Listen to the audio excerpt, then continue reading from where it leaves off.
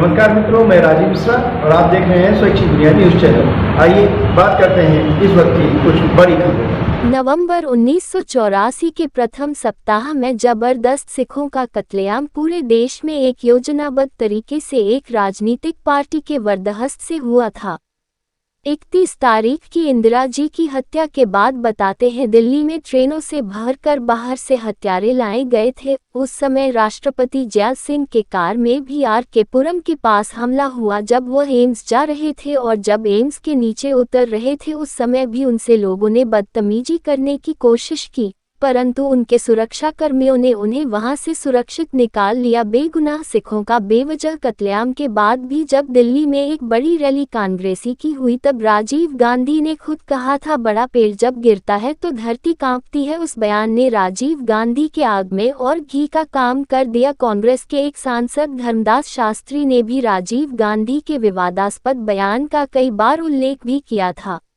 इंदिरा जी के जस्ट पीछे उस समय सोनिया जी के धवन थे। इंदिरा जी हमेशा बुलेट प्रूफ पहनती थी, उस दिन क्यों नहीं पहना? काफी ऐसे रहस्यमय बातें हैं जिनके राज दफन यह हो गया है, मगर हजारों सिखों की कुर्बानी हो गई। इंदिरा जी की मृत्यु के साथ उसका देश के लिए प्राण देने वाले वीरों की हत्या का बहुत बड़ा दुख है। उससे ज्यादा दुखद असली हत्यारे घूम रहे हैं, सीधे साधे जेल भेज दिए गए।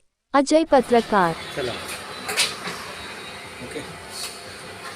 मैं अजय पत्रकार 31 अक्टूबर से लेकर के 5 नवंबर का दिन भारत के इतिहास में बहुत काला दिन है।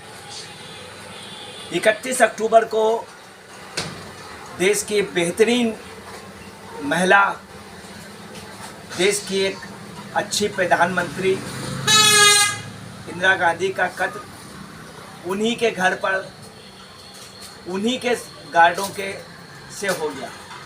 ताजुब की बात यह है कि जिस सतमन बेत और केहर का नाम आया था, जब उनके गार्ड की ड्यूटी लगी थी तो लोगों ने मना भी किया था, मगर उसमें इंदिरा जी की भी सहमत थी। सबसे बड़ी बात यह रही कि किन रहस्यमय परिस्थितियों में उनकी हत्या हुई, आज दिन तक उसका सही खुलासा नहीं हुआ। घर के अंदर, किसी के घर के अंदर, प्रधानमंत्री के घर के अंदर, और उस समय जब रा के अंडर में उनकी सुरक्षा थी, और एक दर्दनाक ये घटना हुई। देश के लिए इंदिरा गांधी का बलिदान हुआ, मगर उनसे भी कई गुना ज़्यादा सिखों का बलिदान हुआ। देश की सबसे बहादुर कौम, जिसने देश के लिए सिर्फ जान ही निछावर की है, आज जो पूरा देश इस स्वरूप में है तो सिखों के बलिदान से है। सिखों का बलिदान आज से नहीं, धुल्लुधारा से लेकर के बहुत पहले से सिखों का बलिदान रहा। देश की सीमाओं पे अगर बांग्लादेश का पाकिस्तान से टुकड़ा किया था तो वो सिख रेजिमेंट ही थी। जगजीत सिंह अरोड़ा का त्याग था, और सन 65 में जो हम जीते उसमें भी सिखों का बलिदान था। सन 71 में जो भारत की जीत हुई उसमें भी सिखों का बलिदान। तो सिखों ने बलिदान दिया। तो बहुत दुख की बात है कि अगर इंदिरा जी की मृत्यु हुई है तो उन सिखों के प्रति भी सहानुभूत होना चाहिए। हमारी बहादुर कौम, लिट्टे जैसे लोग हमसे कभी मुकाबला नहीं कर सकते थे, पाकिस्तान हमसे कभी मुकाबला नहीं, परंतु उस समय राजनीतिबद्ध हमारा ही दाहिना हाथ सिख कुचला गया, जो बहुत दुखद रहा। हकीकत यह है कि सिखों को आम जनता ने नहीं, उनसे कोई भेदभाव था।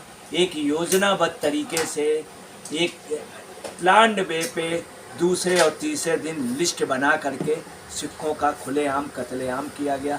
अफसोस की बात यह है, जो कत्लेआम करने वाले थे वो सत्ता में हैं, वो बड़े बड़े पोस्टों में रहें, वो बड़े बड़े ओहदों में रहें, उनके ऊपर कोई कार्रवाई नहीं हुई। अब हालांकि कार्रवाई हो रही है, परंतु वो भी उसमें जो छोटे लोग थे या निर्दोष थे या उन भीड़ में थे, उनके खिलाफ हो रही। आज भी सिखों के जो हत्यारे हैं वो खुलेआम घूम रहे हैं।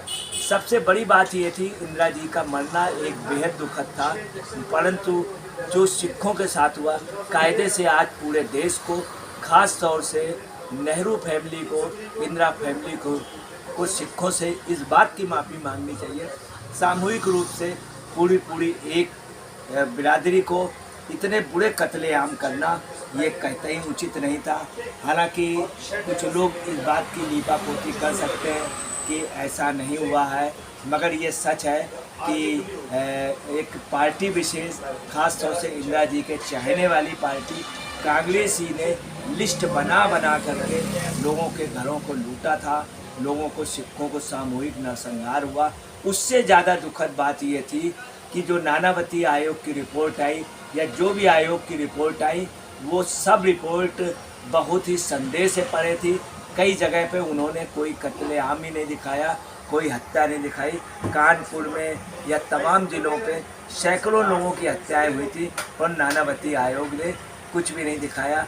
सिखों के जो घाव हुआ था, उस घाव से आज पूरा जनमानस, पूरा देश दुखित है और इसमें एक बार वास्तव में पूरे राष्ट्र को इसमें माफ़ी मांगनी चाहिए, पार्लियामेंट में इसका होना चाहिए और जो बड़े बड़े लोग दोषी थे उनके ऊपर भी कार्रवाई होना चाहिए।